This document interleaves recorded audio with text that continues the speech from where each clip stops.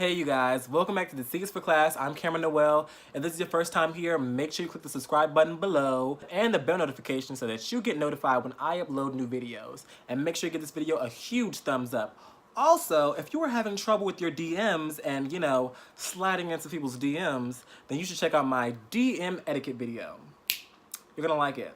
So, without further ado and the intro out the way, let's get into the video.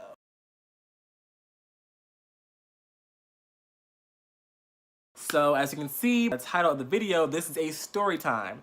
This is about the time I went to my first club. Well, first night clubbing. First clubbing attempt. Let's put it like that. Well, I spent spring break in Miami.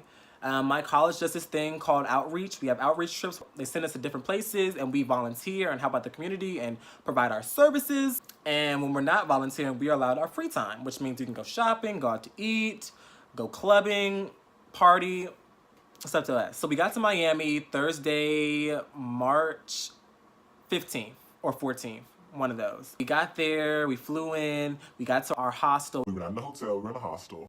And we got our stuff, we walked around, saw the places, saw the sights. No, key. And then we decided that we wanted to go out and go clubbing. So when you drop a bunch of 18, 19, 20-year-olds who have never been to a club in their lives, in the middle of Miami, in the middle of spring break, partying and turn up is going down. And if you saw any of the tweets or the hashtags, then you know that Miami was cranking. We all got cute and got our clothes or whatever. So what you need to know prior to this, before I get into the meat of the video and the story time, is that we were all given $300 of spending money. We were given $300 each in an envelope.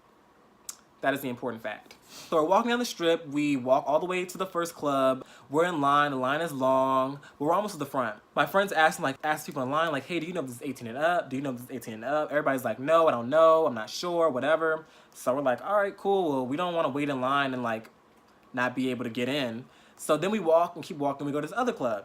Now this club is like the popping club of the strip. Like the celebrities come there. It's always packed. The line is always long. It's always full, always turned up. So we got in line. So I was with my two other friends, both males. So we're in the line and we're cooling, but we realize that we look young as fuck. We look really young. We look infantile. It's very clear that there's a difference in age. And I don't even think it's so much how we look. I have facial hair. Like all three of us had facial hair. I don't think even think it's our looks. Although I have been told I have a baby man face. But I think it's just the way that we were holding ourselves. I don't know. We just held ourselves in a young way.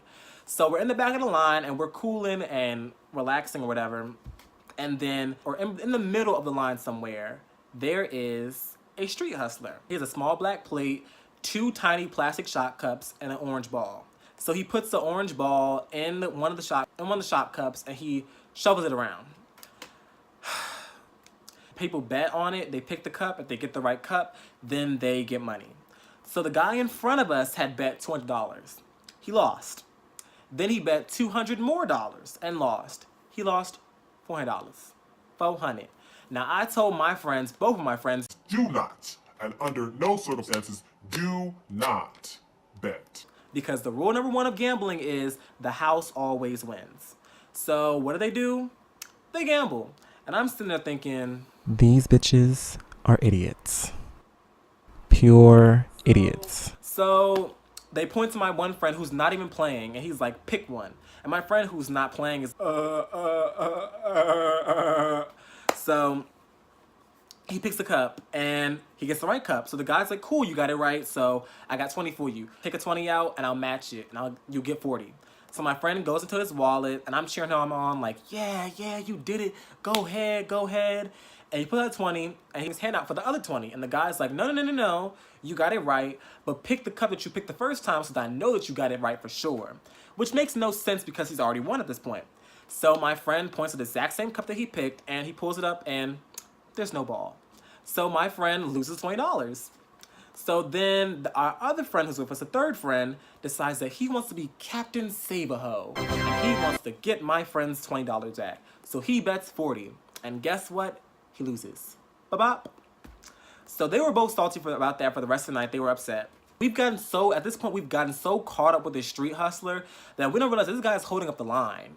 So we're like, let's get out of here. Like, he's sucking us in. Like, this is the, like, Matrix. This is like a genjutsu or something. Like, we've been caught off guard. So we go forward in the line, and there's like a little opening because beside the club, it's a deli shop. And the deli shop has a door, and like you can't block another establishment. So there's a little gap so that people can go into the store. So these two guys who are like 26, they're like, hey, can we get in line with y'all? Can we like be a part of y'all group? We're like, cool, whatever. So they get in line with us and like, so they're like, hey, do you want some substance? So they have a little bit of little brown substance in a Mott's juice bottle, plastic bottle, and they offer it to us. I'm like, no, stranger danger. I'm not gonna take a random drink from somebody off the street. The third friend is like, nah, I'm not going. I'm good. My second friend, who bet his $20, says he wants some. So the two guys have a sip first. They barely had any. There was like This much.